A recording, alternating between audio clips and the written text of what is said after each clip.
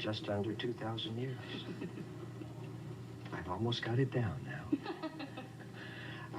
I did this role first in 1971 in a Broadway show in New York. After that, I did it at the Universal Amphitheater in Los Angeles. Then we made the film in 1972, which was released in 1973. So it's been a couple of years. We've been on this tour since December of 92. Okay. We started with the idea of doing 3 months, and here we are entering our 4th year nonstop. So. Let's go back in time to your very first performance. Any idea at that time that this is what it would lead up to? Absolutely not. We didn't think we would get past opening night on Broadway. We thought that we would be panned in the reviews and nobody would buy tickets. But as it turned out, during our rehearsal period, they sold well over $1 million worth of seats. So before opening night, they'd made more money back than it cost to make the piece to start with. So they were very happy. So we were review-proof, you see. And we have always been review-proof with this show since the beginning. What do you think makes so many people or draws them to this? Well, the book wasn't bad. Beyond that, it's the music. It's adapted from the first 4 books of the New Testament. I think Tim Rice did a remarkable job of going the book of John, but he also used Matthew, Mark, and Luke to get the essence of the lyrics.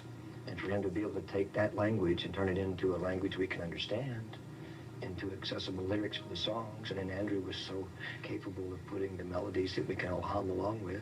I know you hum along with them in the car on the way here. Absolutely. Excuse me. So you combine the lyrics with that magnificent story because everybody knows something about Jesus. They bring that with them. They sit down, they're comfortable with the story. And then you hear this wonderful music that embraces that story. And you see the cast. I wish you could have seen the show tonight. I got to see the show tonight. Finally, I got to see it. And I'm sorry I wasn't up there singing, but it didn't work tonight. As you can see, this isn't working properly.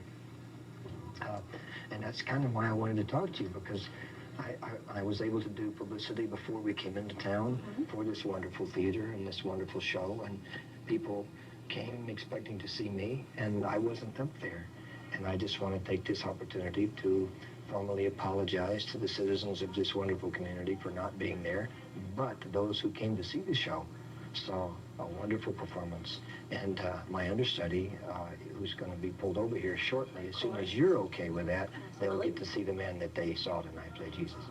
After almost 30 years of playing Jesus, has that changed you as a person? Well, yeah, I'm much more attentive to my donkey now than I was 30 years ago. Excuse me, folks, I can't help it. I hope so. I had a very deep religious background as a child. I grew up in Southern Baptist atmosphere in the state of Texas, so I studied the Bible a lot as a child. And when I got involved with doing this role, I just pulled upon that background. And it was interesting to see how the people in the New York cast sort of came to me and asked me questions, you know, and I could answer them. So there was this thing going on within the cast that made it look like as if it really were a teaching process, you see. But doing the role over a period of time, I don't think anybody could do this role as long as I have and not get a spiritual response from that. Even if somebody were an absolute atheist, to do this role in this show, you know there's a spirit somewhere just watching over all of us, because I feel that every single night in this show. The audience comes, they bring that with them, it's projected to us on the stage, and then we project back what we do. It's a magnificent circle of energy, and the spirituality is always there. What is your favorite song? I'm sure these are questions. Same ones people ask all the time, but I'm really curious to know. No. The whole idea was to get you in the picture. Well, I'm fine. They've seen enough of this boring guy. They gotta see some beauty here. Excuse me.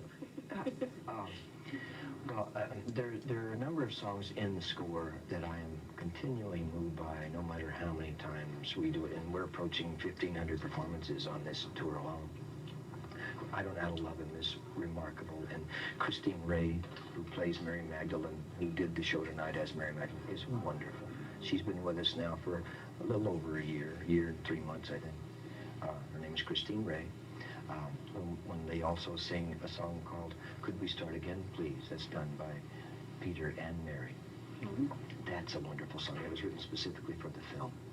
I love to do what I came here to do. Don't take me now. But if you're going to take me, you better do it, or I'm going to change my mind, because it's not working, you see. So it is replete with wonderful songs that I love to hear every night. I mean, the guys on the crew, like Brad sitting over there, he mixes the show. Mm-hmm. And he's constantly coming up to me, telling me how good he feels about the show. And he's seen it enough times that he could probably sing all the songs backwards, you see. Okay, I'm going to tell you my favorite line of yours, and I'm wondering if you will sing it for me. I can't sing, but I'll try. I will try. I'm not even going to embarrass myself and sing, but it's right there. And I could probably get that. Whenever I'm loud or something, my mom and I would always say that to each other, you know, why waste your time? Do that again. Come on, step up close into the mic. We'll sing it together. Okay. We'll sing it together. What comes right before it? We can take parts. Well, you guys know that. Let's see. It's all Hosanna. It's all Hosanna. All Crowd. It's much too loud. Tell the mob to sing your song that they are full of Come with her. Come on, do the tell the rabble. Come on. Tell the rabble to be quiet. We anticipate a riot. This common crowd is much too loud. Tell the mob who sing your song that they are fools and they are wrong. They are a curse. They should disperse. Now there's a whole segment of Hosanna that goes in the middle of that. Of course. Hey, JC, won't you smile at me? Of course. Hosanna, hey, superstar. I'm going to try it now. Okay. Why waste your breath moaning at the crowd? Nothing can be done to stop the shouting. If every tongue were still, the noise would still continue. The rocks and stones themselves would start to sing. Supposed to be looking at me at that point, but I'm not going to.